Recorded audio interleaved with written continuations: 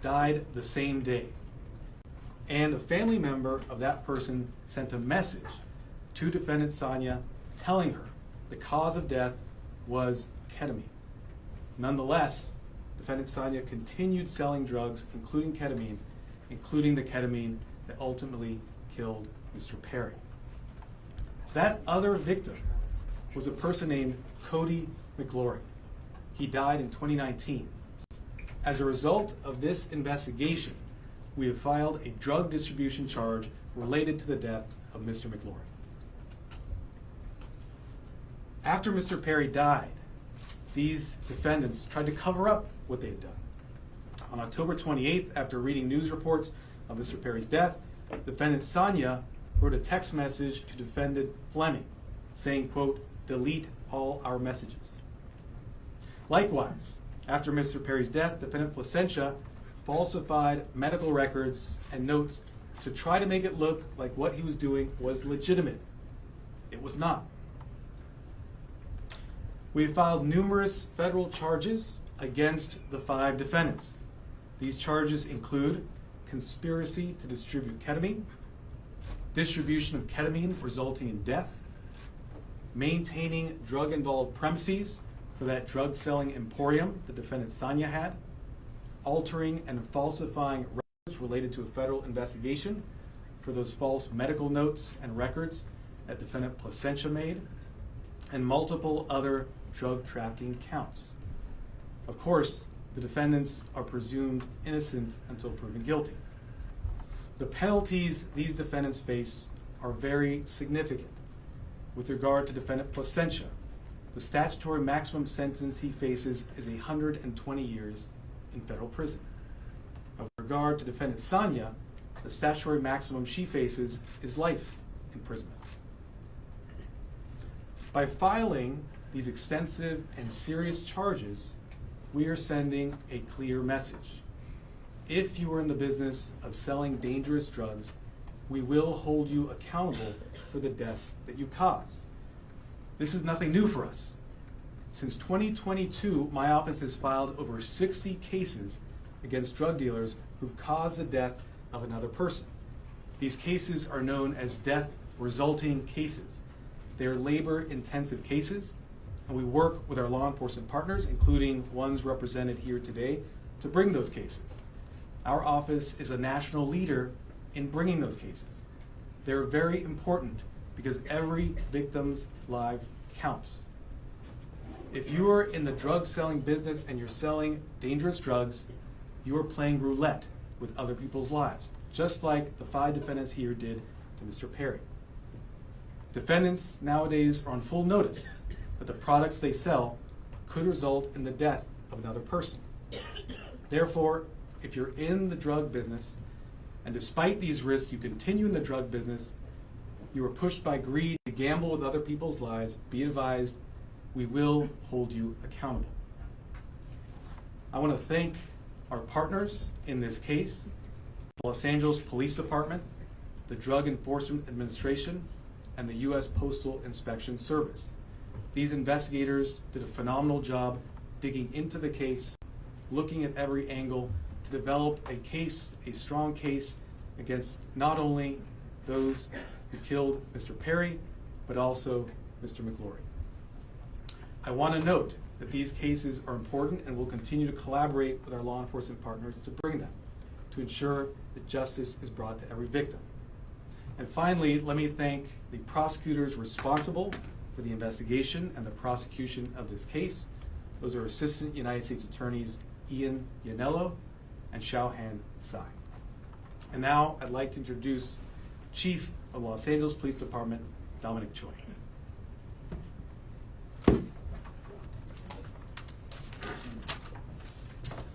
All right, good morning and thank you, Martine.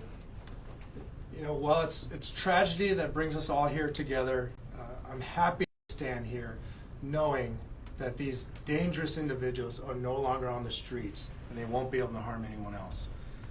The Los Angeles Police Department and our partners here today, we're committed to investigating all cases like this, and it's regardless of someone's background or socioeconomic status. And just with all of our cases, This investigation was done impartially.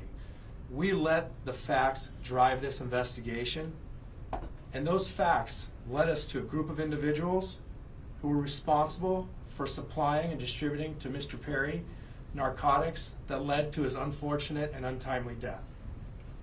The group standing here today, it's a prime example how our partnerships and our collaboration can yield meaningful results.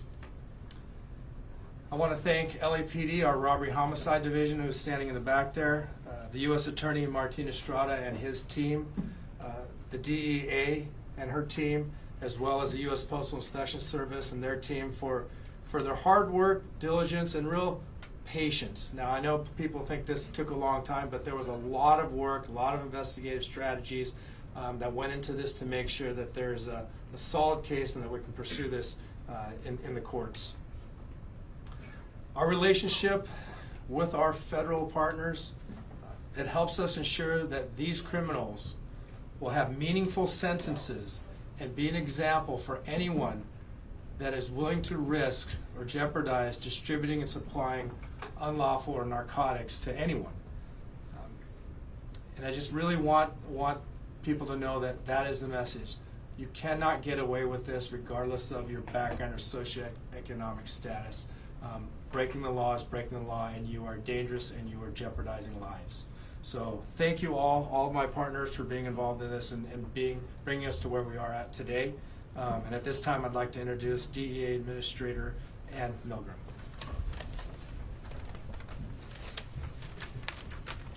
Good morning. Today we announced charges brought against 5 individuals who together are responsible for the death of Matthew Perry. Each of the defendants played a key role in his death. They falsely prescribed, sold, or injected the ketamine that caused Matthew Perry's tragic death. In the United States, most forms of ketamine are only approved by the Food and Drug Administration for anesthesia. A nasal spray version is approved for treatment of depression, but only in a certified medical setting.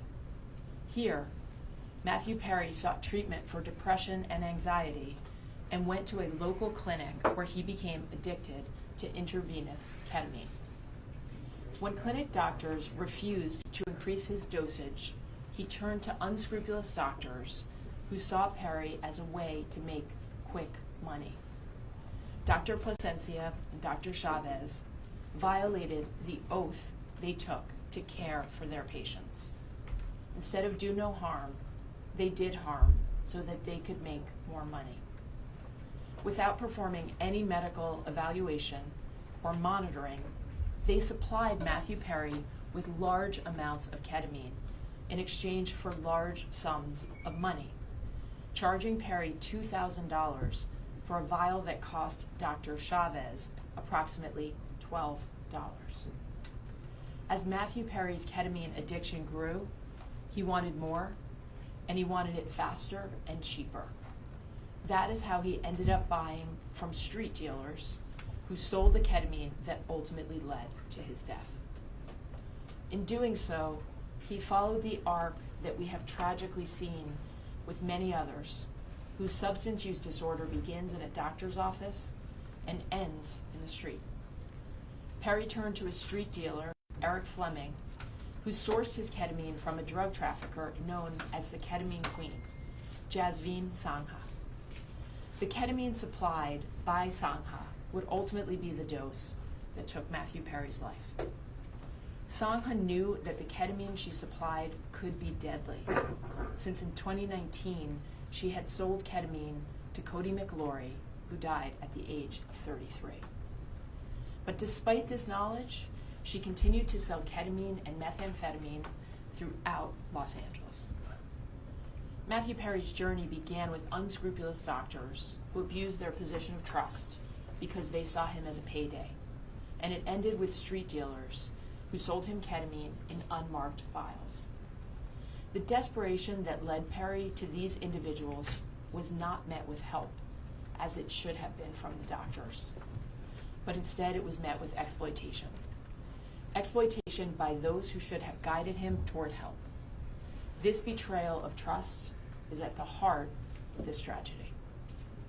Since 2023, DEA has investigated nearly 500 drug poisoning and overdose cases just like Matthew Perry's. We run a national initiative known as OD Justice, where we work with our state and local law enforcement partners to conduct investigations after someone has passed away. And it is important to note that the national model we today have in every 50 state across the United States is based on the work that started here in Los Angeles. We began this work with our partners in the Los Angeles Police Department and with other local police departments and sheriff's offices in California, in the Los Angeles area, and with the U.S. Attorney's Office. And today it stands as our national model for this critical work. Together, as part of OD Justice, we work to bring justice for the lives that have been lost and to stop others from dying. Regardless of the size or scope of a drug distribution network, the DEA will work nonstop to uncover and disrupt this illegal activity, and in this case, the deadly activity. I want to close by noting that Matthew Perry's death is not just a tragic overdose. After his 2020 book openly discussed his struggles with substance use disorder, Matthew Perry told podcast host Tom Power that he would prefer to be remembered for helping people rather than for his work on Friends as Chandler Bing. And so perhaps what has happened and the tragic details that we are discussing today can help others and save lives. I want to thank the Los Angeles Police Department, the United States Postal Inspection Service, and the United States Attorney's Office in the Central District of California for their tremendous partnership and their outstanding dedication to this case.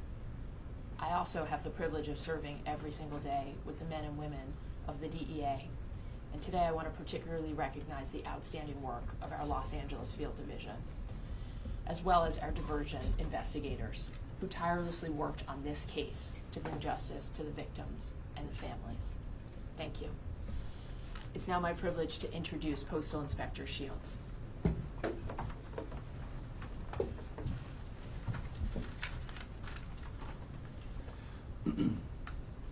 Good morning, and again, welcome. I'd like to thank U.S. Attorney Martin Estrada for his tireless dedication to protecting the residents of the Central District of California and his partnership with the Postal Inspection Service.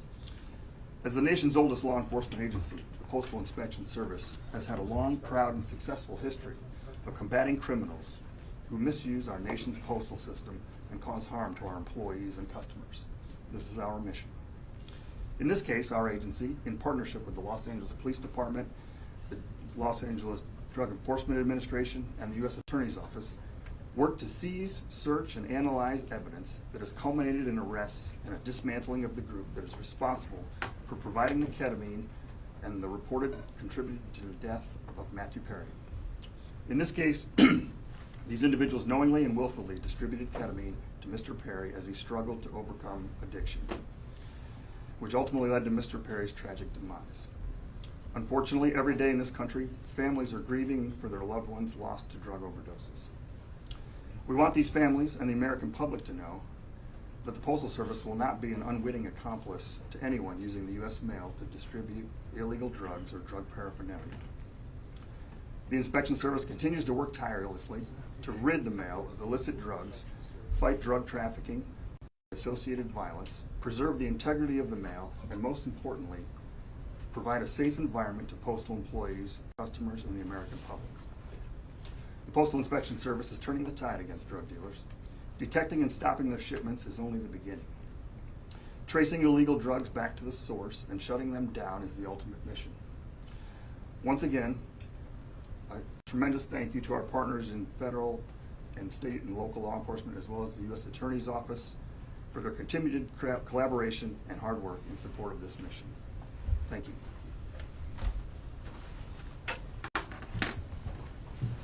I'll now do brief remarks in Spanish, and then we'll do questions and answers. Where are the Spanish language reporters? Hold up your hands. Okay, great. Hoy anunciamos cargos criminales federales en conexión con la muerte del actor Matthew Perry. Nuestra investigación ha revelado una gran red criminal responsable por el tráfico de ketamina en grandes cantidades. Esta red incluía a un asistente personal para el señor Perry, 2 médicos y una narcotraficante conocida como la reina de la ketamina. Hemos archivado cargos federales contra 5 acusados. Estos acusados vendieron ketamina al actor Matthew Perry y vendieron ketamina en grandes cantidades, 70 viales de ketamina. Estos acusados sabían que lo que hacían era muy peligroso. Hablaban en palabras codificadas. Estos acusados sabían que lo que estaban haciendo causaba un riesgo al señor Perry. Por supuesto, 2 de ellos eran doctores, médicos. Pero, sin embargo, estos acusados siguieron vendiendo ketamina al señor Perry. A estos acusados les importaba más el efectivo que la vida humana.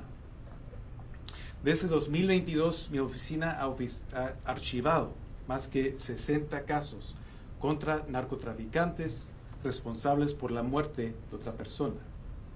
Estos casos son muy importantes porque la vida de cada víctima es importante.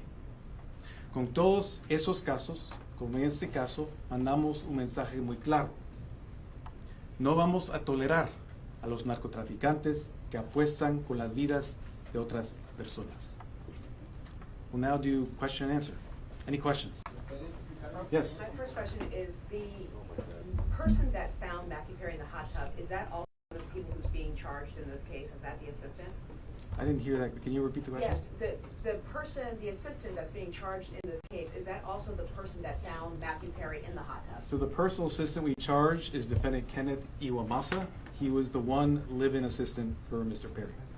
Is he the one that Yes. found him in the hot tub? Yes. The doctor, when the patient tragically died in 2019, did law enforcement look into that death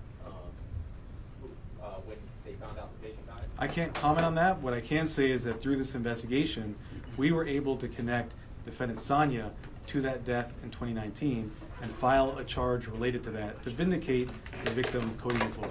Are there any details about the search? Yes. Can you talk a little bit about, and maybe this is for DA Administrator Milgram, but can you talk a little bit about the line between legitimate ketamine therapy treatment and was, Matthew Perry ever receiving legitimate ketamine therapy treatment? And then when did that cross over? Were the defendants involved in that clinic where he was receiving legitimate treatment, if that's the case? So let me say this. Yes. In this case, we are not talking about legitimate ketamine treatment. We're talking about 2 doctors Okay. who abused the trust they had, abused their licenses to put another person's life at risk.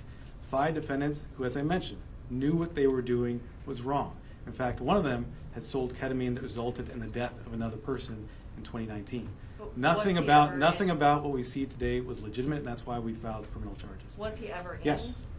Is this the beginning of an enforcement effort specifically against ketamine? I know you mentioned past cases, the 60 cases, and DEA mentioned it as well. Is there going to be a focus specifically around ketamine? I think what you've seen is that this is not the beginning, but a continuation of an enforcement effort against synthetic drugs of all kinds. Synthetic drugs, ketamine, but also methamphetamine, fentanyl, are killing people each and every day. We in law enforcement and with the U.S. Attorney's Office are on a campaign to address this and send a message that if you sell drugs, it results in the death of another person, the consequences will be severe. Any details about the search warrant? ¿Nos puede decir de los doctores que fueron detenidos? Hay 2 doctores que son los acusados en este caso, el doctor Plasencia y el doctor Chávez. Los 2 están acusados en este caso. El doctor Plasencia fue arrestado hoy en la mañana. El doctor Chávez ya ha sido preso y también ya ha declarado su culpabilidad. Any details about the search warrant as to when it was executed, besides the drugs, any other items that may have been seized or recovered? So with regard to defendant Sanya, that search warrant was executed earlier this year. During that search, as I mentioned, we found not just 80 vials of ketamine, thousands of pills containing methamphetamine, cocaine, bottles of Xanax and other illegally prescribed drugs, and drug-selling paraphernalia. As I mentioned, it was a drug-selling emporium. You have your hand up in the middle. Yes, Nikki Smith with Entertainment Tonight. Are there any other celebrities involved in this investigation, and if so, who? I've mentioned the defendants in this case. We have 5 defendants. The lead defendants are defendants Josephine Sanya, Salvador Plasencia. We also have defendants Mark Chavez, another medical doctor. We have defendant Kenneth Iwamasa and defendant Eric Fleming. We look at the evidence, we see where that goes. We don't charge people based on whether they're celebrities or not celebrities. We charge them based on the evidence. I think what my colleague here was getting at before is in the autopsy report that was made public about his death, there were 2 physicians who were listed as being involved in Mr. Perry's treatment prior to his death. One of them was involved in what appeared to be legitimate therapeutic use of ketamine. Is there any indication that the people who were doing the off-label recreational use were connected with the legitimate therapy he was getting at any point? And So then what I'll second- tell you is, Yeah. before we get to your second, what I'll tell you is that in our cases, we go where the evidence leads us. We also respect patient privacy. What I will say is an autopsy was conducted. That autopsy showed Mr. Perry died as a result of the acute effects of ketamine. I won't go into further detail about Mr. Perry's personal history. Okay. Yes. And then Were any of the 5 charged on your radar prior to Perry's overdose?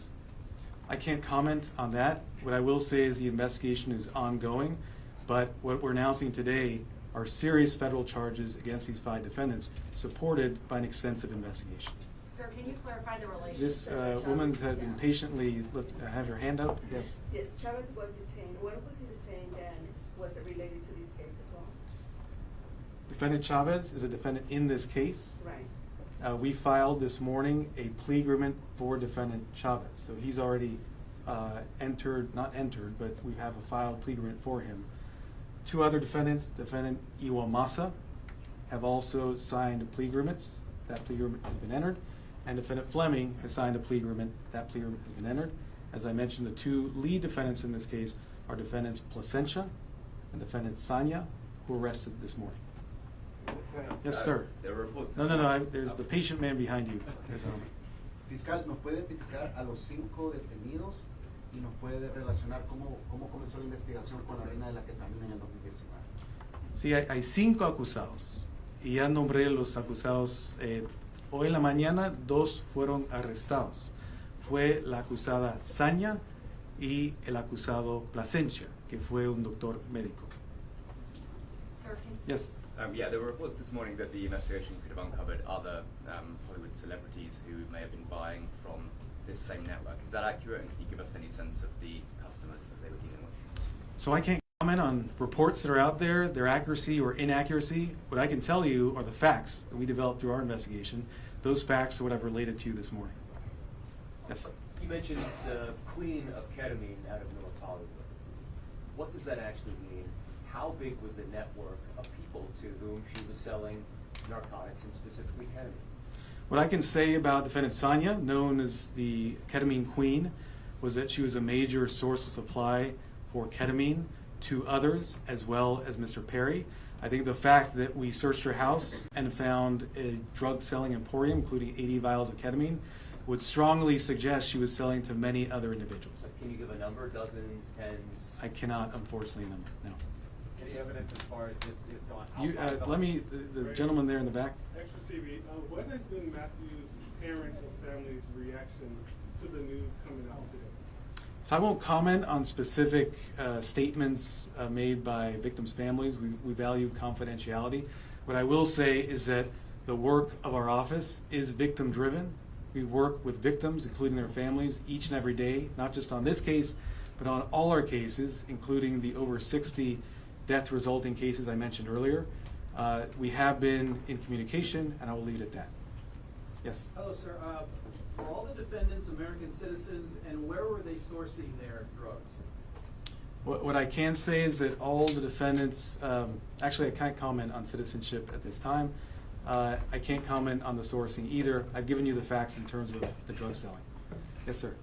With regard to the death of Mr. Mastura, the other victim, you see that his death was also a ketamine overdose. Is that investigation into his death late to the investigation with Perry, or was it only after the death of Perry that you realized the link with Mr. McCool's death? Sure, it was through the investigation in this case, as the investigators did a thorough job, followed every lead, pulled every string to see what had occurred. They learned about the extent of defendant Sonia's criminal conduct and learned about the sale in 2019. And because of that investigation, we have filed a charge related to the death of victim McLaurie. And that's important because we want to vindicate all victims who suffered these types of tragedies. So how much? I'll do 2 more questions. Quick, how much reason to believe that the so-called Queen of ketamine is linked to any more deaths? Any more investigations, is any more possible that she could be linked to? I think, as I've mentioned, we've linked her to sales of ketamine, which resulted in at least 2 deaths. We searched her home. We found a drug-selling emporium. I can't comment, I can't speculate on things such as what you're suggesting. I will say, in this case, she is facing very significant federal charges, including a charge that carries a 10-year mandatory minimum sentence. Yes, sir. Were these 5 continuing to sell ketamine or other drugs after Perry's death? I can't comment on that in terms of where they were selling. No, but in terms of afterwards, were they what I still- can say is that we searched the home of one of the defendants following Mr. Perry's death. She had 80 vials of ketamine, thousands of pills of methamphetamine, cocaine, bottles of Xanax. Thank you very much. Appreciate it. Could you just clarify the relation, really? Did the doctors work with the street dealers specifically, or was that a separate sale of ketamine, or were they connected to So last question, because you've been so patient. We charge a conspiracy here. The conspiracy is against all 5 defendants for selling ketamine to Mr. Perry. Thank you so much. All right, thank you, ladies and gentlemen. The press release is out. It's online. We've emailed it. It's on social media. So.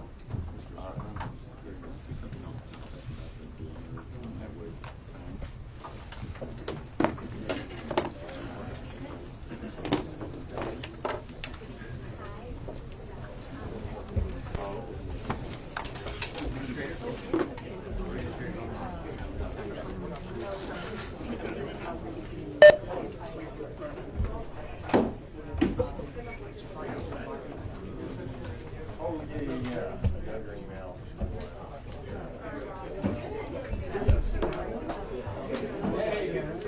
Was in the email. I'm sure you guys are trying to. Well, yeah, it was a good thing.